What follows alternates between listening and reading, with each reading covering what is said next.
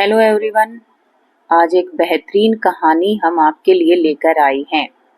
आज हम आपको एक कहानी का श्रवण करा रहे हैं जिसमें हम ये जानेंगे कि माँ बाप के बुरे और अच्छे कर्मों का फल पुत्र को भोगना पड़ता है। आइए हम सुनते हैं दो भाइयों की कहानी। एक बार एक राजा हुआ करता था। एक राजा की दो रानियां थी। घर में बड़ी रानी की मर्जी चलती थी, छोटी रानी की हमेशा अवहेलना की जाती थी। राजा भी छोटी रानी से उदास ही रहा करते थे। छोटी रानी के दिन अत्यंत कष्ट में बीत रहे थे। छोटी रानी के दो पुत्र थे, मोहन और बसंत।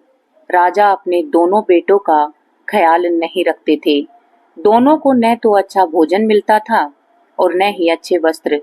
बड़ी माँ की जली कटी बातों उन्हें सुननी पड़ती थी। छोटी रानी सब देखती और यह सब सहती रहती थी, पर बड़ी रानी को इससे भी संतोष नहीं था। वह हमेशा छोटी रानी को नीचा दिखाने की चेष्टा करती थी। एक दिन दोनों रानियां नदी में स्नान करने गई।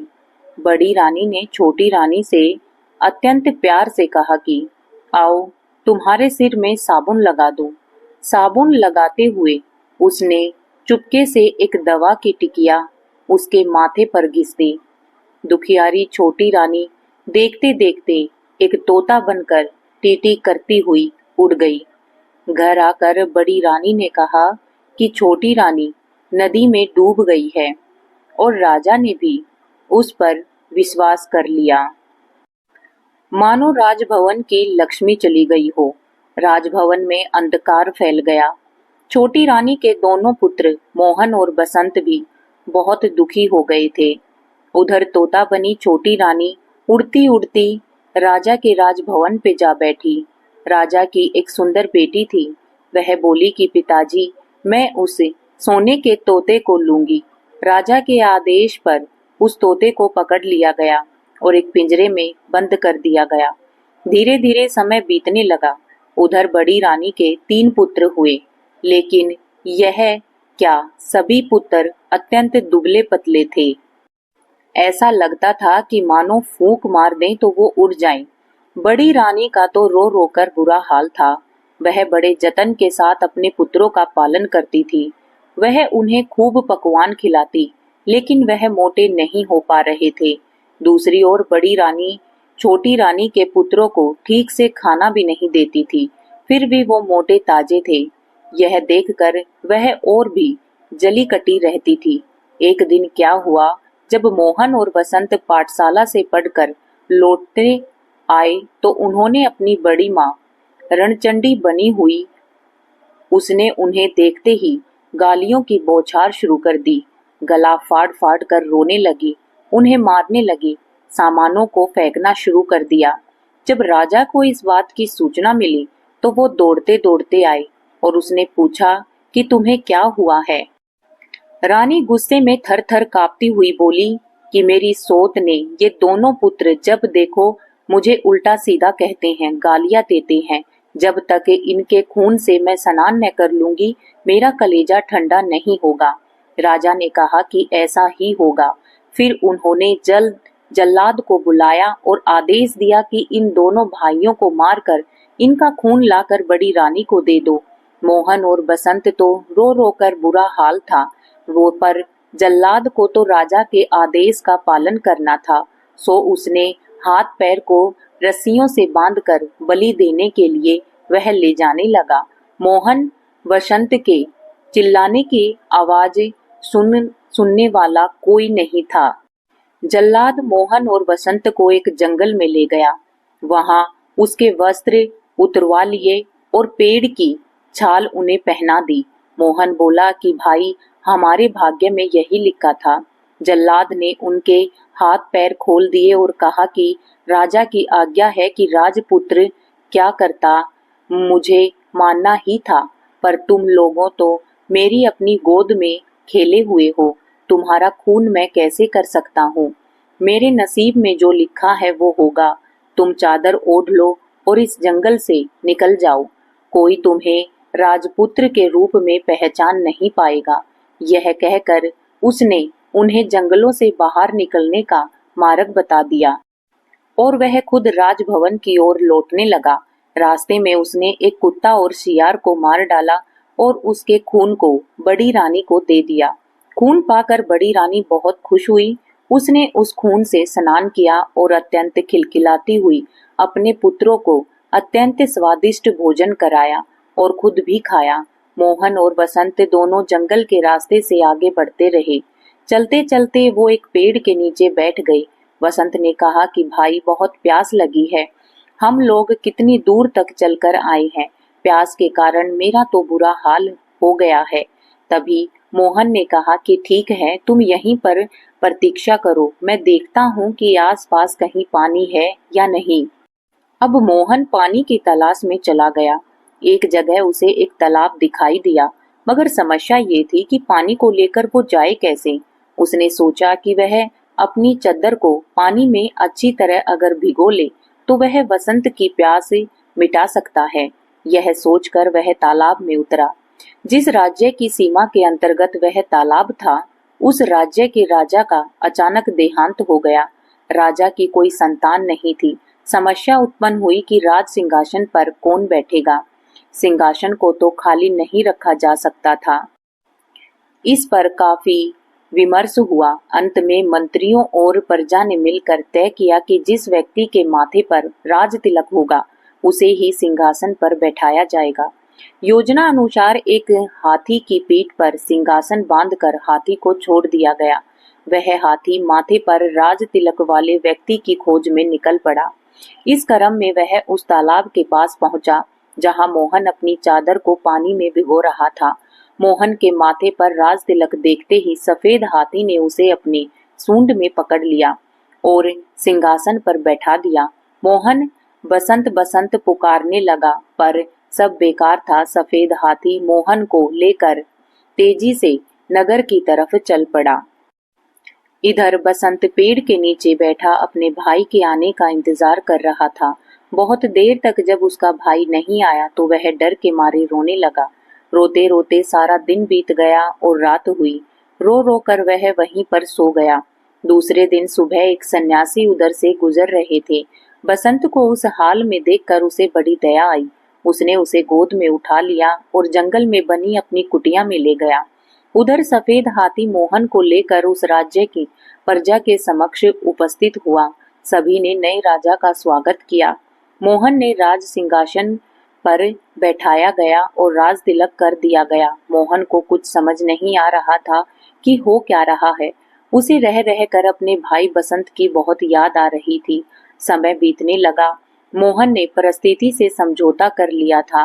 वह कुशलता पूर्वक राजकाज संभालने लगा था। उसे अब किसी चीज का अभाव नहीं था। उधर बसंत जंगल में सन्यासी की कुटिया में अपने दिन बिता रहा था। वह रोज हवन के लिए जंगल से लकड़ियां चुन कर लाता, पूजा के लिए फूल तोड़ कर लाता और जंगल के कंद मूल खाकर अपना पेट भरता था। कभी कभी वह सन्यासी के पास बैठकर शास्त्रों और वेदों का ज्ञान प्राप्त करता था। इधर मोहन और बसंत के पिता भी दिव्य आपदा आ गई थी। उसका सारा राज्य नष्ट हो गया था। राजा सब कुछ छोड़ छाड़ कर अज्ञातवास पर चले गए थे। बड़ी रानी की दिशा भी अत्यंत दयनीय हो गई थी। भिक्षा मांग कर वह अपना जीवन निर्वाह करने की नौबत आ गई थी, परंतु उसके फटे चीतड़े गंदे कपड़ों को देखकर लोग उसे दुत्कार देते थे। एक दिन दुखी होकर बड़ी रानी ने अपने तीनों पुत्रों के साथ एक समुद्र किनारे पर खड़ी थी। अचानक समुद्र की लहरों में तीनों पुत्र बह गए। रानी ने अपने पुत्रों को बचाने की बहुत कोशिश की, पर सब बेकार था। दुखी होकर वह भी समुद्र में कूद पड़ी। उधर राजा की बेटी ललिता अब बड़ी हो गई थी। अपनी रूपवती कन्या के लिए राजा योग्य वर की तलाश कर रहे थे, पर वैसा वर उन्हें मिल नहीं रहा था। तब रानी से परामर्श करके उन्होंने स्वयंवर का आयोजन किया। स्वयंवर सभा में अनेक राज्यों के राजपुत्र उपस्थित थे। राजा ने घोषणा की कि सारे राजपुत्र अपने आसन पर बैठें और ललिता के हाथ में जो माला लेकर सभी के सामने से गुजरेगी। जब जो राजकुमार उसे पसंद आएगा उसी के गले में वह वरमाला डालेगी। इधर ललिता ने स्वयंवर के लिए श्रृंगार करना शुरू कर दिया। बालों का जूड़ा बना लिया, आंखों में काजल लगाया। फिर तोता बनी रानी से पूछने लगी कि मुझे और क्या करना चाहिए। तोता ने कहा कि अगर मैं तुम्हारी जगह पर होती तो पाँव में सोने की पायल पहनती, इससे रुंझुन की आवाज बहुत मधुर आती है। ललिता ने सोने की पायल पहन ली। फिर पूछा कि बोलो और क्या करना चाहिए मुझे। तोते ने कहा कि अगर मैं तुम्हारी जगह होती तो सोने की जरी वाली साड़ी पहनती। तोते की बात सुनकर ललिता ने सोने की जरी वाली साड़ी पहनी। फिर तोते ने कहा कि अब तुम हीरो का हार पहन लो, बहुत सुंदर लगोगी। ललिता ने हीरो का हार पहन लिया और फिर पूछा कि अब तोते ने कहा कि कानों में जड़ाऊ कर्ण फूल की मांग में हीरे का टीका पहनो, पहनने से नारी का श्रृंगार पूरा होता है। ललिता ने सारी चीजें पहन ली। तब तोते ने कहा कि सब तो हुआ, पर गजमुक्ता ने होने से श्रृंगार का पूरा होना होगा ही नहीं। तुम्हारे पास गजमुक्ता है या नहीं? अगर स्वयंवर में आए हुए राजकुमारों में से कोई गजमुक्ता ला दे तो समझना कि वह तुम्हारे योग्य वर है। यह सुनकर ललिता ने सारा साज श्रृंगार उतार दिया और घोषणा करवा दी कि जो राजकुमार उसके लिए गजमुक्ता लेकर आएगा वह उसी से विवाह करेगी। घोषणा सुनते ही सारे राजकुमार गजमुक्ता की खोज में निकल पड़े। राजकुमारों ने सुना था कि सभी हाथियों में गजमुक्ता नहीं होती, समुद्र के किनारे पाए जाने वाले किसी किसी हाथी में ही गजमुक्ता होती है। अतः सारे राजकुमार समुद्र की ओर चल पड़े। समुद्र के किनारे पर पहुंचे तो पहले ही हाथियों के एक झुंड ने उन पर धावा बोल दिया, जिस कारण अनेक राजपुत्रों के हाथ पैर टूट गए, अनेक घायल हो गए। इस तरह सब हताश निराश होकर वापिस लौट आए। कुछ ही दिनों के बाद यह समाचार मोहन बने राजा के कानों तक पहुंचा। उसे राजपुत्रों की दुर्दशा पर दया आई और ललिता के आचरण पर अत्यंत क्रोध आया। उसने निश्चय किया कि वह ललिता के अहंकार को चूर चूर कर देगा। उसने ललिता के पिता के राज्य पर आक्रमण कर दिया और ललिता के पिता को पराजय होना पड़ा। मोहन बने राजा ने ललिता को बंदी बना लिया। उधर बसंत सन्यासी की कुटिया में दिन बिता रहा था। सारा दिन इधर उधर घूमता रहता। उसकी कुटिया के पास एक विशाल बरगद का पेड़ था। उसमें एक गुल और एक बुलबुल रहती थी। एक दिन दुखी होकर बसंत उसी पेड़ के नीचे बैठा था। तब उसने उस गुल और बुलबुल को बातचीत करते हुए सुना। गुल ने स्वयंवर की सारी घटना बुलबुल को सुनाई। फिर बोला कि कौन जानता है कि इसका क्या परिणाम होगा। बुलबुल ने कहा कि क्षीर सागर के किनारे एक दूध का पहाड़ है। दूध पहाड़ के क्षीर सागर में दूध गिरता है। उस क्षीर सागर का एक स्वर्ण कमल खिला हुआ है। उस स्वर्ण कमल में एक हाथी रहता है। गुल लेकिन वहां पहुंचेगा कौन? बुलबुल ने कहा कि कोई साहसी राजपुत्र ही वहां पर पहुंच पाएगा।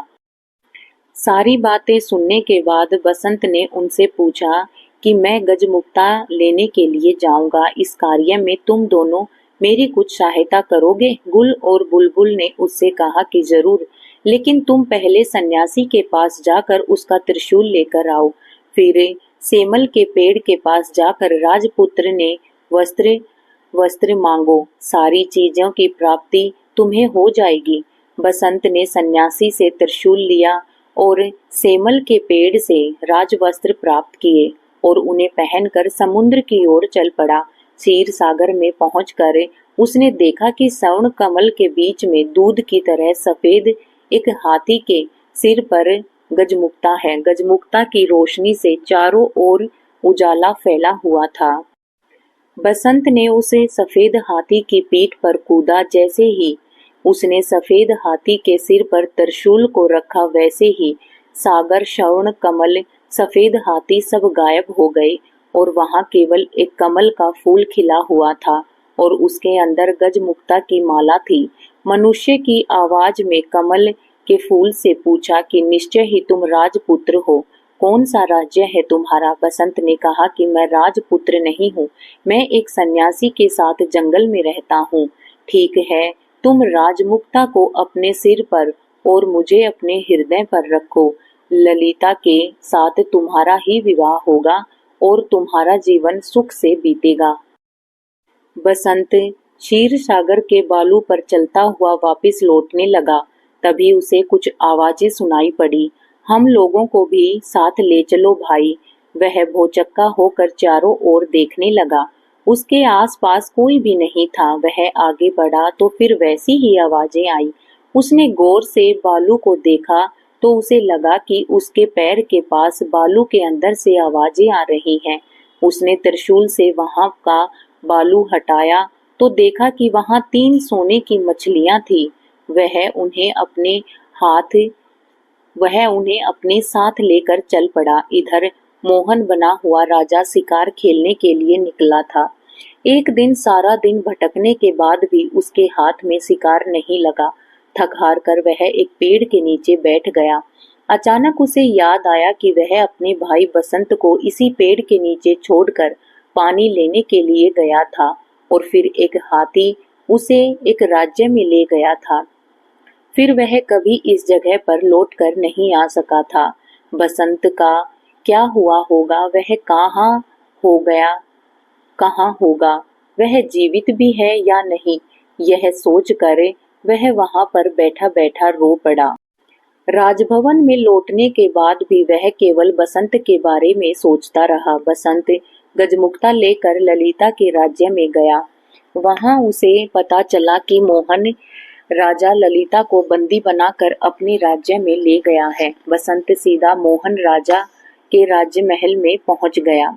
राजा के अंग रक्षों ने 3 सोने की मछलियां देकर कहा कि अपने राजा से कहो कि ललिता को छोड़ दे। लेकिन मोहन राजा तो अपने भाई के शोक में डूबा अपने कमरे के दरवाजे बंद करके बैठा हुआ था। राजा की आज्ञा की प्रतीक्षा में बसंत 7 दिन तक हाथ में त्रिशूल लिए सिर पर गजमुक्ता रखे हुए राजमहल के सामने बैठा रहा। 8वें दिन मोहन राजा थोड़े सामान्य हुए तो दासियों ने सोने की मछलियों को काटने बैठी, लेकिन आश्चर्य, मछलियां बोल उठी। वह बोली कि हमें मत काटो, हम राजा के भाई हैं।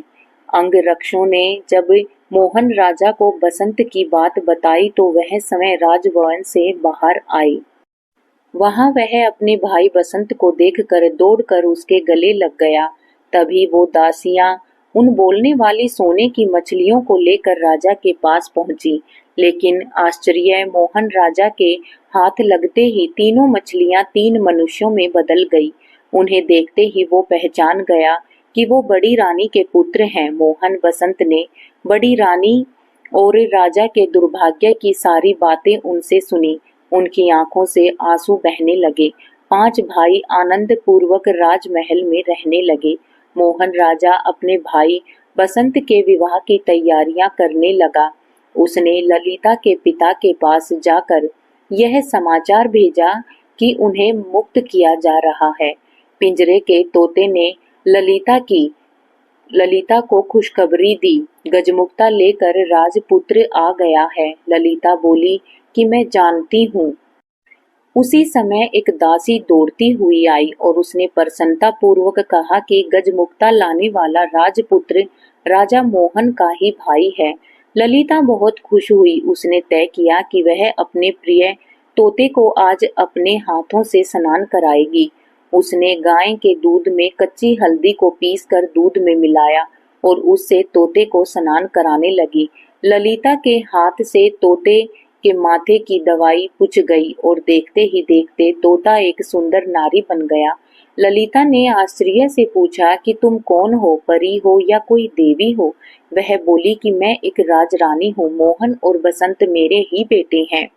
उसके बाद उसने अपने हाथ घटी सारी बातें ललिता को बता दी। अगले दिन ललिता के साथ बसंत का विवाह धूमधाम से संपन्न हुआ। विदा के समय ललिता ने अपने पिता से कहा कि मैं पालकी में अकेली ही जाऊंगी। पिता ने पूछा कि यह क्या बात हुई? ललिता बोली कि मैंने प्रण लिया है कि मैं सुबह प्रार्थना के समय अकेली रहूंगी। पिता ने कहा कि ठीक है, जैसा तुम चाहती हो वैसा ही होगा। सभी से विदा लेकर ललिता सुंदर पालकी में बैठ गई। उसने चुपके से छोटी रानी को अपनी पालकी में बिठा लिया। बसंत भी अपनी पालकी में बैठ गया। मोहन राजा के महल के पास जब पालकी रुकी तो तब उसने ललिता के अलावा एक अपूर्व सुंदर नारी भी उतरी। सब उसे आश्चर्य होकर देख रहे थे कि उनकी पालकी से उतरते ही पूछा कि कहाँ है मेरे मोहन और बसंत, मेरे पास आओ। माँ की पुकार सुनकर मोहन और बसंत दौड़कर आए और उनसे लिपट गए। बड़ी रानी के तीनों पुत्र भी दौड़कर वहां पर पहुंच गए। इस सुखद समाचार को सुनकर थोड़े दिनों के बाद राजा भी लौट आए थे। इस प्रकार छोटी रानी के दुखों का अंत हुआ और सभी के दिन सुखपूर्वक बीतने लगे। ये थी हमारी कहानी। कैसी लगी प्लीज कमेंट बॉक्स में जरूर बताइएगा और चैनल को सब्सक्राइब कीजिए।